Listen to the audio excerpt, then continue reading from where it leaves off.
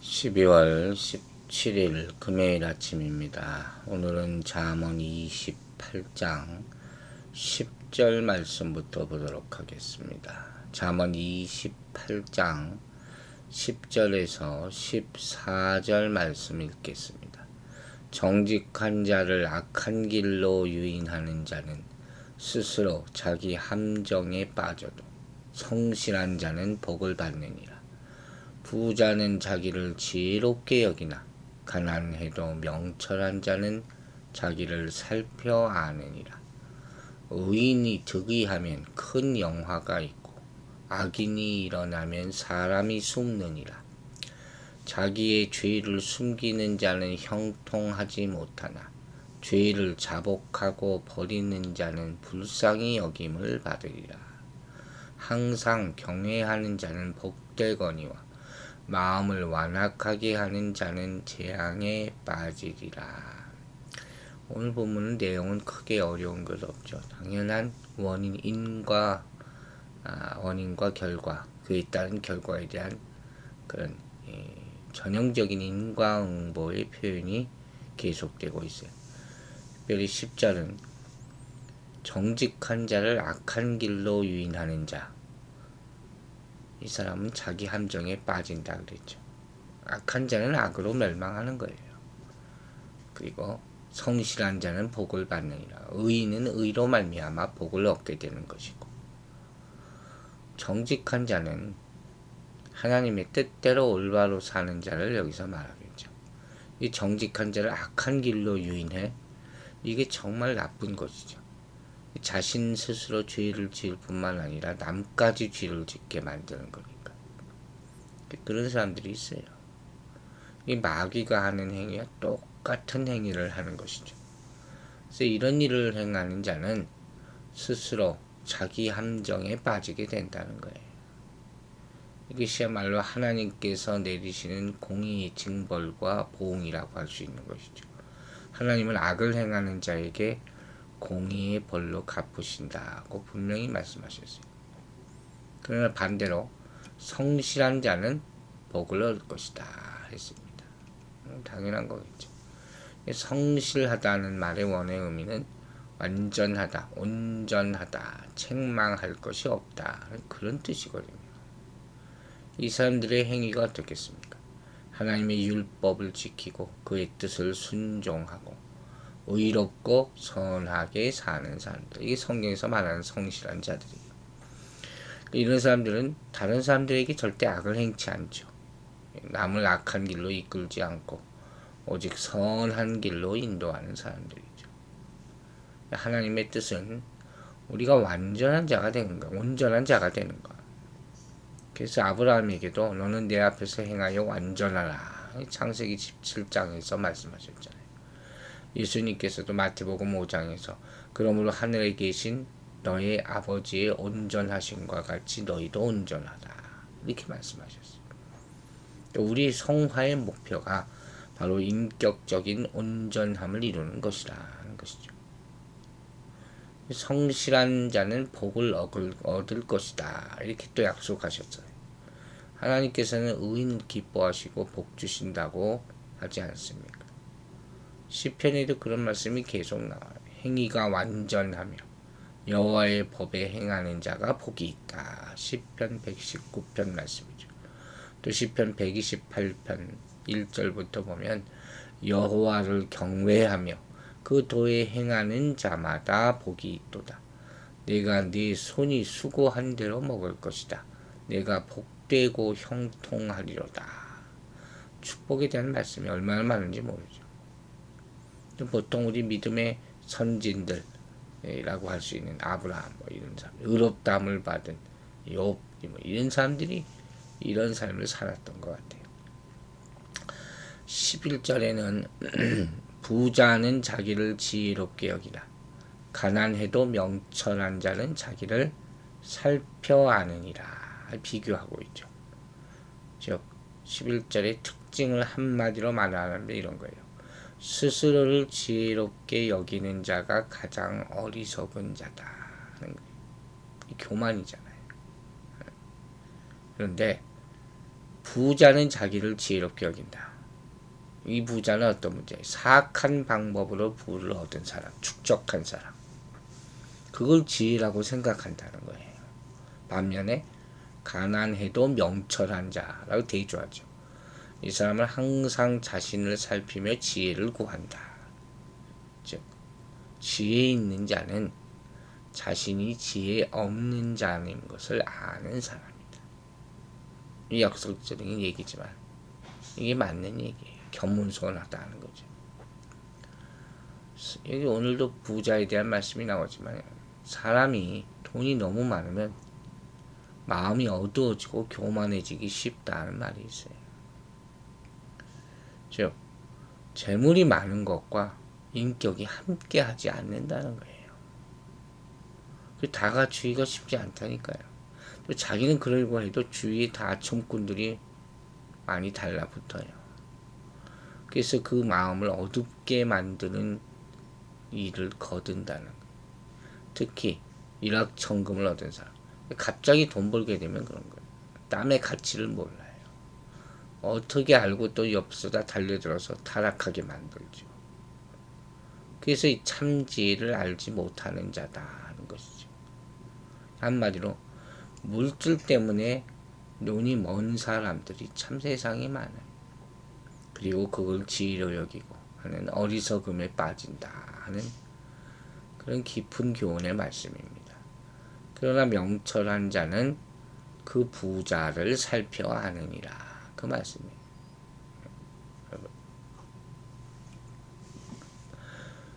여기 말대로 가난한 자가 다 명철하는 건 아니겠죠. 가난해도 어리석은 자일 수 있어요.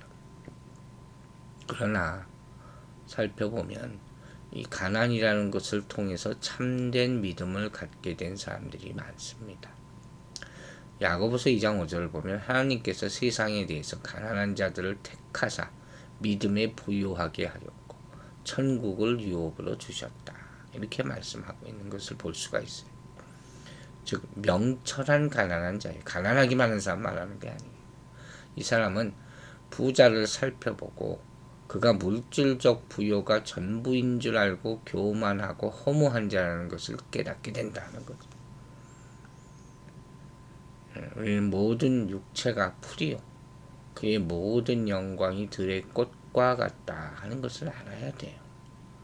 하나님께서 주시는 영원한 생명과 소망 외에 세상에 있는 것이 모든 것이 헛되고 헛되다. 솔로몬의 왕의 말이잖아요. 모든 것을 다 누렸던 사람이 인생 마지막에 이렇게 말했다는 건 뭘 의미하겠습니까?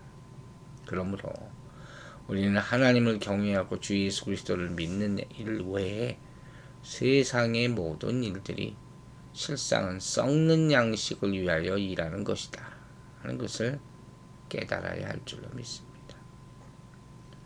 그래서 우리는 물질적 부여의 마음을 빼앗기지 말고 하나님만을 소망해야 한다고 말하는 것이에요.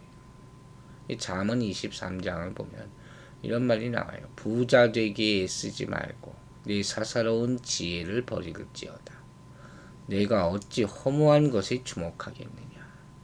정령히 재물은 날개를 내어 하늘에 나는 독수리처럼 날아가리라. 현실을 정확하게 파악한 말씀이죠. 우리는 사람의 가치를 돈과 소유물로 쉽게 평가하는 시대에 지금 살아가고 있잖아요. 돈만 있으면 존경받고 자랑하는 세상. 이런 세상에서 헛된 부요함에 마음을 빼앗기지는 않았는지, 가난한 이웃을 향한 눈물이 메마르지는 않았는지 정직하게 살펴봐야 될 것이, 자신을 돌아보라는 거죠. 하나님 외의 것을 경외함으로 말미암아 인생이 바뀔 수 있어요. 그 반대도 마찬가지죠. 이렇게 재물에 마음을 두어 악한 방식과 계획에 유혹되지 말고 가난할지라도 하나님을 경외하는 것에 우선순위를 두도록 해야겠습니다. 그것이 바로 참된 지혜다 하는 것이죠. 이처럼 세상의 성공보다 하나님께 순종하는 기쁨을 누리며 살아가는 진정한 그리스도인의 삶을 살아가게 되기를 주의 이름으로 축원합니다. 12절을 보면 의인이 득이하면 큰 영화가 있고 악인이 일어나면 사람이 숨느니라. 그랬어요. 이 말씀은 한 사람의 성품이 공동체에 어떤 영향을 주는지를 악인과 의인의 흥함, 득이라고 했잖아요. 일어난다. 이런 주제로 설명하고 있죠. 이 득이한다 하는 것은 기뻐한다는 얘기예요. 의인이 기뻐하다, 기뻐 소리치다. 의인이 기뻐하는 것은 공동체에 긍정적인 영향을 주어서 모든 사람이 함께 기뻐하는 결과를 얻을 수 있다 하는 것이죠. 그렇겠죠. 그러나 반대로 악인이 일어나면 사람이 숨느니라. 재앙 때문에 재앙을 피해서 숨기 시작한다는 거예요. 당연하겠죠. 잠언 11장 10절에 이런 말씀이 나옵니다. 의인이 형통하면 성읍이 즐거워하고 악인이 패망하면 기뻐 외치며. 경건하고 정직한 다윗이 통치했을 때 이스라엘 나라에 큰 영광이 있었잖아요. 그리고 솔로몬이 타락하면서부터 무너지기 시작한 거죠. 사람들이 다 이제 남과 북으로 갈라져 흩어지게 되는 것이죠. 에스더서를 보면 경건하고 의로운 모르드게가 악한 하만을 대신해서 높임 받았을 때, 그때 수산성은 즐거이 부르며 기뻐하였고 유다인들에게 영광과 기쁨이 있었다. 에스더서 8장 15절부터 이런 말씀이 나와요. 그러나 악인이 일어나면 사람들이 숨게 된다. 이 일어난다는 것은 세력을 잡는다는 것이죠. 악인이 세력을 잡을 때 아첨꾼들, 기회주의자들 이런 사람들은 다 나타나게 되죠.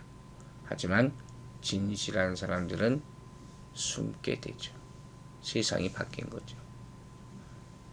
이 악인이 하나님의 말씀에 어긋나게 양심적이고 도덕적이지 않게 자기 이권만을 따라서 자기 감정만을 따라서 말하고 행동하기 때문에 의로운 사람이 설 땅이 없게 되는 거예요.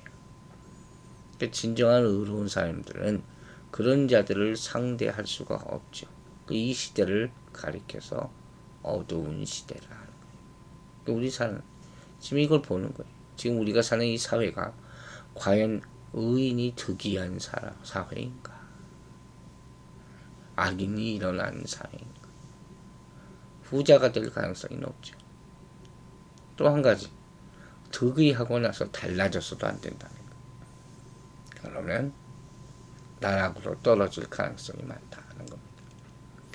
13절에 자기의 죄를 숨기는 자는 형통하지 못하나 죄를 자복하고 버리는 자는 불쌍히 여김을 받으리라. 자기의 죄를 숨기는 자, 결국 드러나겠죠. 죄를 짓고도 안 지었다고 속여 말하고 자기의 범죄를 감추는 자들, 숨어 사는데 좋을 수가 있습니까? 형통할 수가 없죠. 하나님께서는 사람의 모든 은밀한 일을 다 보시고 심판하신다. 그래서 이게 인생 속이고 살면 안 돼요. 자꾸 습관적으로 거짓말하고 자기 인생에 대해서 자꾸 거짓말하는 사람들이 있어요. 많이 보이는 거거든요. 숨어 사는 거죠. 드러나죠. 이게 얼마나 부끄러운 인생이에요. 한 번만 제대로 회개하면 될 텐데. 안타까운 거죠. 사람은 죄를 지으면 결코 복되지 않습니다. 이 여리고 정복할 때 아간이 하나님의 명령을 어기고 노력한 물건 중에서 숨기잖아요. 장막에 숨겨요. 이 결국 이스라엘 백성이 아이성 전투에서 패배하고 아간과 그 가족이 처형을 당하게 되지 않습니까? 이런 것들이 교훈이 돼야 된다는 거예요. 자기 혼자 그런 인생을, 이 잘못된 인생을 살아서 다른 사람들까지 피해보게 만드는 거죠. 그러나 죄를 자복하고 버리는 자는 불쌍히 여김을 받는다. 회개죠. 회개는 자기 죄를 인정하고 고백하고 미워하고 버리기를 결심하고 실제로 버리는 이 버린다는 것은 소유한 것을 버린다는 거예요. 악한 길에서 벗어난다는 거예요. 이 잠언의 회개는 자신의 죄에 대한 인지에서 시작되는 거예요. 모든 회개가 그렇죠. 방향을 바꾸는 것 아닙니까? 죄의 길에서 벗어나는 거예요. 그것으로 완성되는 것이죠. 물론 그것은 그냥 될 수가 없어. 오로지 하나님의 은혜로만 되는 거예요. 로마서는 모든 사람이 죄인이다. 의인은 없나니 하나도 없다 그랬어요. 우리 모든 인간은 단지 회개하고 용서받는 자가 있고 회개치 않고 용서받지 못하는 자의 차이가 있을 뿐이에요. 다 죄인이에요. 회개라는 것이 얼마나 중요하냐 하는 것이죠. 회개하는 자는 하나님의 불쌍히 여기심을 받고 죄의 용서와 기도의 응답과 도우심을 받게 될 것이라는 거예요. 다윗을 보세요. 선지자 나단의 지적을 받았을 때 즉시 회개하잖아요. 아, 내가 잘못했구나. 그리고 용서받았어요. 삭개오도 회개할 때 구원받았고, 십자가상의 한 강도로 자신의 죄를 인정하고 긍휼을 구할 때 그날 낙원에 들어갔다. 요한일서 1장 9절이 결정적이죠. 만일 우리가 우리 죄를 자백하면 저는 미쁘시고 의로우사 우리 죄를 사하시며 모든 불의에서 우리를 깨끗게 하실 것이다. 얼마나 귀한 말씀입니까? 꼭 지켜서 실천하게 되기를 주의 이름으로 축원합니다. 기도하겠습니다. 하나님 아버지, 오늘 우리 인과관계에 대한 귀한 말씀을 많이 듣게 하셨습니다. 우리가 항상 하나님의 뜻대로 정직하고 올바른 길을 가는 그런 인생을 살게 하여 주시옵소서. 우리 안에 거짓이 많은 고백하게 하여 주시고, 다른 사람이 아니라 바로 내가 하나님 앞에 인생을 속이고 세상을 향해서 사람들을 향해서 거짓된 삶을 살았다 하는 것을 알게 하여 주시옵소서. 특별히 예수를 믿는다고 하면서도 아직도 자기 인생을 속이고 스스로를 밝히지 않고 사는 사람들이 있습니다. 그 사람이 어떻게 그렇게 살면서 신앙생활을 한다고 할 수가 있겠습니까? 스스로 무엇을 잘못했는지를 깨닫게 해 주시고 하나님이 주신 것으로 변화되고 또 정말로 다윗처럼 가슴을 찢는 회개를 하고 스스로의 모든 것을 고백하며 하나님 앞에 정결함을 구하는 그런 진정한 회개를 하게 하여 주시옵소서. 이 세상이 글자 그대로 의인이 득이하는 세상이 되기를 원합니다. 악인이 판치는, 그래서 거기에 다 따라가서 다 악하게 되는 세상이 될까 참 많은 걱정이 되오니 주님께서 이 세상을 버리지 마시고 불쌍히 여기셔서 회개하는 자, 의로운 자, 하나님의 뜻을 좇는 자들이 다시 일어나게 도와주시옵소서. 오늘 하루도 말씀대로 사는 사람들에게 큰 축복 주시고 인생의 역전이 시작되는 그런 날이 되게 하여 주시옵소서. 감사드리며 예수 그리스도의 이름으로 기도했습니다. 아멘.